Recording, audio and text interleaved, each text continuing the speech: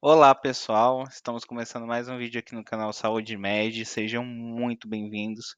Para quem não me conhece, meu nome é Denifer Ferreira e hoje vamos continuar falando sobre a deficiência e resistência da aldosterona.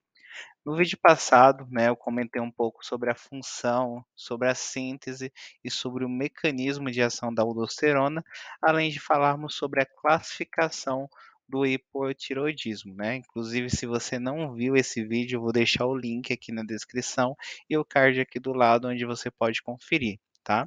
E nesse vídeo eu vou comentar sobre algumas causas do hipotireoidismo e como nós realizamos o diagnóstico e como nós realizamos o tratamento, tá, dessas causas. Então, se você não é inscrito, te convido a se inscrever no canal, não perca mais tempo, ative o sininho de notificações, porque aqui eu trago novos conteúdos toda semana para você se manter sempre bem atualizado. E a primeira condição do hipoaldosteronismo que eu quero trazer aqui está relacionada à estimulação defeituosa de aldosterona, que é o hipoaldosteronismo hiporreninêmico. Tá? Essa é a forma mais comum de hipoaldosteronismo isolado e é causada pela deficiência na liberação de renina pelos rins. Essa síndrome ela foi descrita pela primeira vez em 1957, porém a hiporreninemia só foi reconhecida pela primeira vez um bom tempo depois, né, ali somente em 1972, tá? Qual que é o perfil desses pacientes? A maioria dos pacientes tem entre 50 a 70 anos e geralmente apresenta hipercalemia crônica e assintomática e insuficiência renal de leve a moderada, tá? Ali com a diminuição de 40 a 70% na taxa de filtração glomerular, quando a gente compara com indivíduos saudáveis da mesma idade. Também a gente observa em aproximadamente metade dos pacientes a acidose metabólica hiperclorêmica, tá? Essa acidose ela é classificada como acidose tubular renal tipo 4, né? A acidose ocorre ali devido à diminuição da neogênese renal da amônia, da redução da capacidade secretora de os hidrogênios no néfron distal e da leve redução no limiar tubular proximal para reabsorção de bicarbonato, tá? Alguns pacientes também podem apresentar fraqueza muscular ou arritmias cardíacas e mais da metade dos pacientes tem diabetes mellitus, tá? Outras condições frequentemente associadas incluem neuropatia autonômica, hipotensão e diversas nefropatias, como glomerulonefrite, nefropatia gotosa e pielonefrite. E aí falando um pouco sobre a fisiopatologia dessa condição, tá? Nessa condição, a excreção urinária de aldosterona ela é baixa em condições basais e não aumenta após a restrição de sódio, e a atividade da renina plasmática também é baixa e não aumenta adequadamente durante a restrição de sódio, períodos de postura ereta prolongada ou a administração de diuréticos. Tá?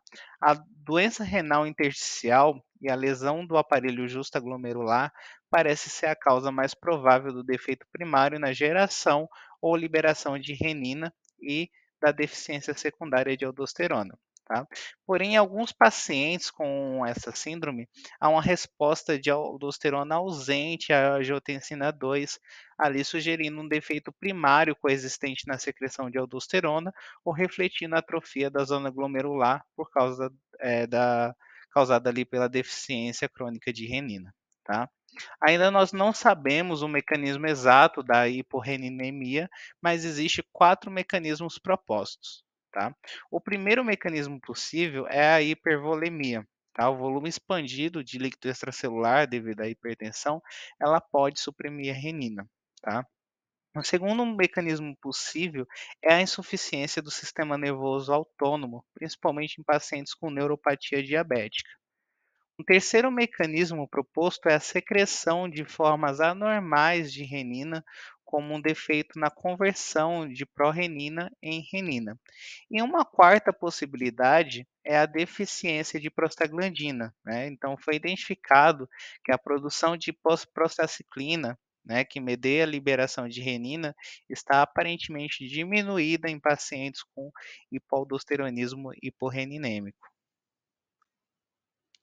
E aí, como é feito o diagnóstico, gente? O diagnóstico de hipoaldosteronismo hiporreninêmico, ele deve ser considerado, né? Então, a gente precisa suspeitar em qualquer paciente com hipercalemia inexplicada. Tá? É importante ter em mente, gente, que a ingestão excessiva de potássio proveniente de alimentos ou medicamentos, ele não causa hipercalemia sustentada, né, se a função renal estiver normal. Então, sabendo disso, é importante que, para ser feito o diagnóstico corretamente, é necessário avaliar a função renal e os medicamentos que prejudicam a excreção renal de potássio, eles devem ser excluídos ali como causa, tá? O diagnóstico clínico ele é confirmado ali pela baixa atividade de renina plasmática e pelas baixas concentrações plasmáticas ou baixa excreção urinária de aldosterona sob condições que ativam o eixo renina-angiotensina, né? Então, é por isso que para fazer esses testes nós precisamos manter, né, tem 2 formas, ou manter o paciente por 3 horas em postura ereta, ou realizar a administração de furosemida. E aí, como é que a gente realiza o tratamento dessa condição, gente? É importante ressaltar que a abordagem terapêutica ela deve ser escolhida levando em considerações alguns fatores, como a idade do paciente e outras presença de outras doenças concomitantes, tá? Então, apenas monitorar as concentrações de potássio, ela é suficiente ali para os pacientes com hipercalemia moderada e sem alterações eletrocardiográficas, né, que será a maioria dos nossos pacientes. Então, a maioria dos nossos pacientes, a gente não precisa fazer um tratamento medicamentoso mesmo, só realizar o acompanhamento, tá? Além disso, medicamentos, né, que promovem a hipercalemia, como é o caso de antagonistas beta-adrenérgicos, inibidores da ciclooxigenase, inibidores da enzima conversora de angiotensina, heparina, né, diuréticos ali, poupadores de potássio, eles devem ser evitados, tá? Um outro aconselhamento muito importante que deve ser dado a esse nosso paciente é dele reduzir a ingestão dietética de potássio, tá? E aí vale a pena a gente trabalhar com um nutricionista, né, para montar uma dieta adequada para esse paciente, tá? É muito importante a gente ter esse auxílio, né, auxílio de vários profissionais ali para achar o melhor tratamento, fazer a melhor conduta do paciente, tá? Nós também podemos utilizar tratamento medicamentoso em alguns casos, né. A gente vai utilizar o tratamento medicamentoso para essa condição, ali como tratamento, inicial, os diuréticos, né. Os diuréticos ali são o tratamento de escolha, tá. Mas em quais casos? A gente vai utilizar esses medicamentos em pacientes que apresentam distúrbios associados à retenção de sódio, como o caso da hipertensão ou insuficiência, né, ali cardíaca congestiva, tá? Além dos diuréticos, nós também podemos fazer a reposição de minerais corticoides, como é o caso da fludrocortisona, né, o conhecido aí Florinef, tá? Mas é muito importante nós lembrarmos que a fludrocortisona, ela é só reservada para aqueles pacientes com hipercalemia grave, sem hipertensão ou insuficiência cardíaca.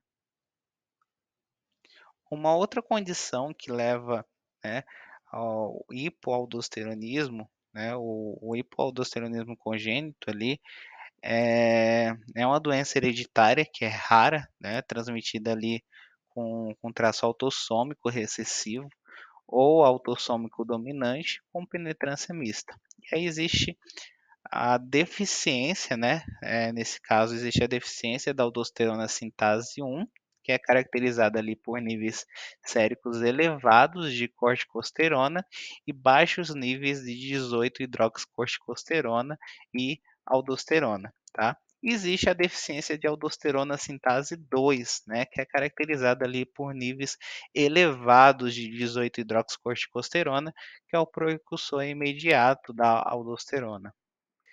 E aí falando sobre a apresentação clínica, gente, a apresentação clínica é típica, né, ali de deficiência de aldosterona, incluindo anormalidades eletrolíticas, como grau variável de hiponatremia, hipercalemia e acidose metabólica com baixo crescimento na infância. Tá? Já nos bebês, essa condição ela é caracterizada por desidratação recorrente, perda de sal e atraso no crescimento. Mas é importante ressaltar que esses sintomas estão presentes geralmente nos primeiros 3 meses de vida, tá? E mais frequentemente após os 5 primeiros dias de vida. Mas apesar dessas características tão graves, né, em bebês e crianças, é importante lembrar que essa condição geralmente não apresenta sintomas em adultos.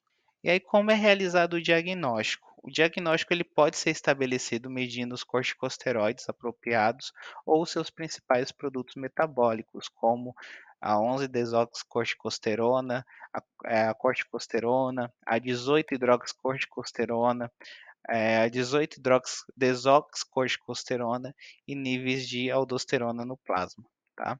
A proporção entre 18-hidroxicorticosterona plasmática e aldosterona plasmática é o que vai fazer a diferenciação da deficiência de aldosterona sintase 1 da deficiência de aldosterona sintase 2. Tá?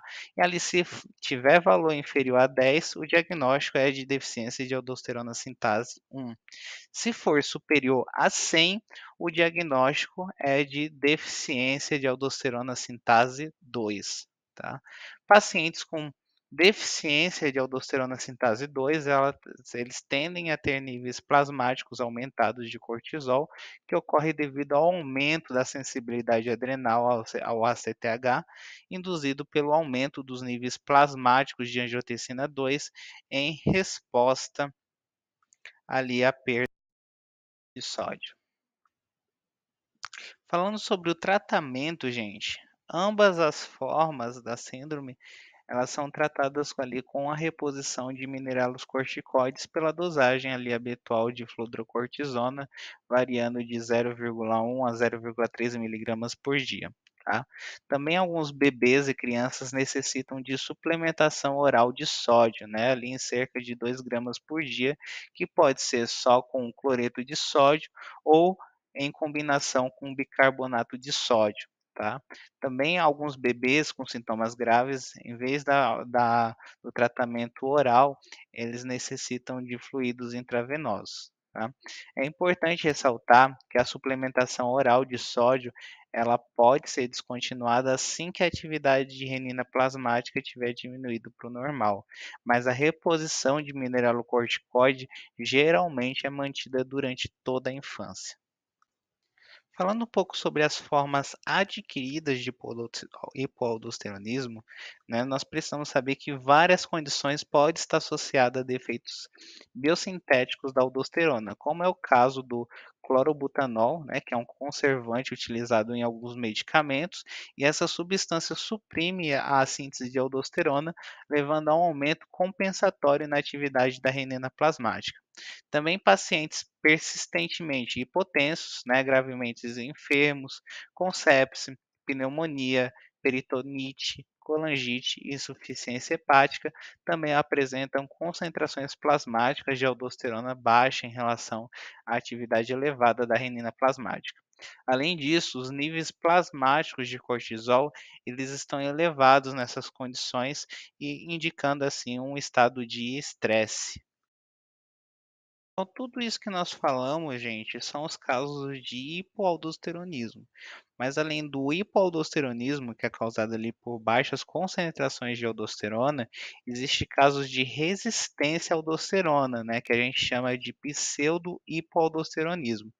Essa condição apresenta duas formas: o pseudo-aldosteronismo tipo 1 e o pseudo-hipoaldosteronismo secundário, tá? Então, a resistência aos mineralocorticoides, que a gente conhece como pseudo-hipoaldosteronismo tipo 1, ocorre devido à incapacidade da aldosterona de exercer o seu efeito nos tecidos alvos. Tá? Essa condição ela foi relatada pela primeira vez em 1958, né?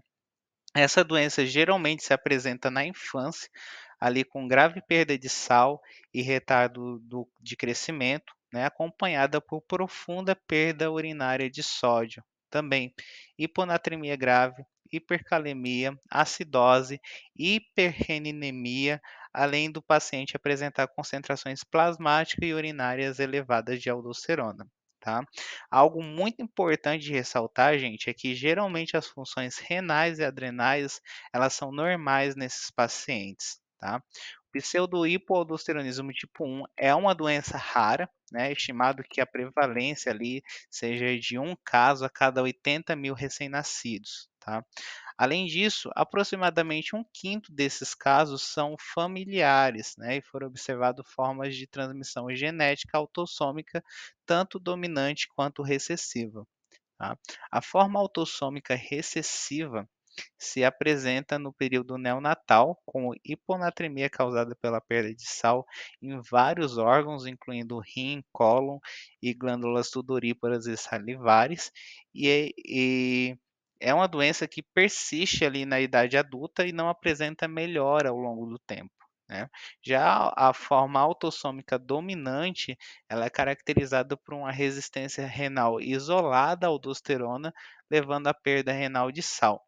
Mas pacientes com a forma autossômica dominante normalmente apresentam uma melhora clínica gradual durante a infância. Isso permite que a gente interrompa ali a suplementação de sódio nesses pacientes. Falando sobre a fisiopatologia, né, os mecanismos pelo qual a aldosterona controla o transporte de sódio em seus tecidos alvos envolve o receptor mineralocorticoide e proteínas que estão associadas ao canal de sódio sensível à amilorida, né, o ENaC. Né? Essas proteínas são expressas na membrana apical das células epiteliais do túbulo contorcido distal e nas membranas das células de outros tecidos envolvidos na conservação de sal, como o caso do cólon, glândulas sudoríparas, pulmão e língua. E é por isso que o receptor mineralocorticoide e o canal de sódio sensível à amilorida, eles foram considerados ali potenciais moléculas candidatas para a patogênese do pseudo-hipoaldosteronismo tipo 1. Mas embora tenha sido encontrada mutações realmente ali nas subunidades alfa e beta do canal de sódio em alguns pacientes, não foram encontrados defeitos moleculares ali nos receptores mineralocorticoides e nem nos canais de sódio, né? Em alguns pacientes. Então, isso sugere heterogeneidade molecular nos pacientes com pseudo-hipoaldosteronismo tipo 1. E aí falando sobre a questão do diagnóstico e do tratamento, gente. Quando a gente fala no diagnóstico, os perfis eletrolíticos eles sugerem deficiência de mineralocorticoides ou resistência de órgão-alvo, juntamente com hipercalemia, hiponatremia e acidose metabólica associada à intensa perda de sal urinário, tá? A função renal e adrenal é normal nesses pacientes, né? Muito importante ressaltar isso. E o diagnóstico ele é confirmado pelas concentrações plasmáticas de aldosterona elevadas e pela atividade de renina plasmática. É importante ressaltar que nos pacientes com pseudo-hipoaldosteronismo congênito, geralmente o paciente apresenta também o cortisol normal e respostas excessivas de aldosterona quando existe estimulação com ACTH. Falando sobre o tratamento, né, o tratamento padrão dessa condição tem sido a reposição com altas doses de sal, né? Mas ali existe respostas variáveis entre os pacientes, tá? Além do sal, a fludrocortisona também ela pode ser utilizada nesses pacientes. E por último, né, nós vamos falar sobre o pseudo-hipoaldosteronismo secundário. O pseudo-hipoaldosteronismo secundário é uma forma de resistência renal à aldosterona. Tá? A causa do pseudo-hipoaldosteronismo secundário é devido à doença renal ou medicação. O primeiro caso dessa condição ela foi relatado em 1983. Tá? O pseudo-hipoaldosteronismo secundário ele pode ocorrer principalmente em neonatos e lactentes com infecção do trato urinário, né, como ali pielonefrite ou malformação do sistema urinário, né, causando ali nesse caso uropatia obstrutiva, nefrite túbulo intersticial nefropatia falciforme e lúpus eritematoso sistêmico, tá. Também essa condição, ela tem sido relacionada com medicamentos, ali como agentes anti-inflamatórios não esteroidais e também diuréticos poupadores de potássio, tá. Esses pacientes geralmente apresentam má alimentação, baixo ganho de peso ou retardo de crescimento, além de vômitos, diarreia, poliúria e desidratação.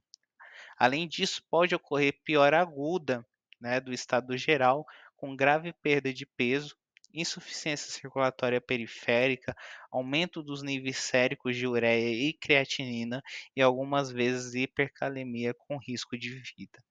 Tá?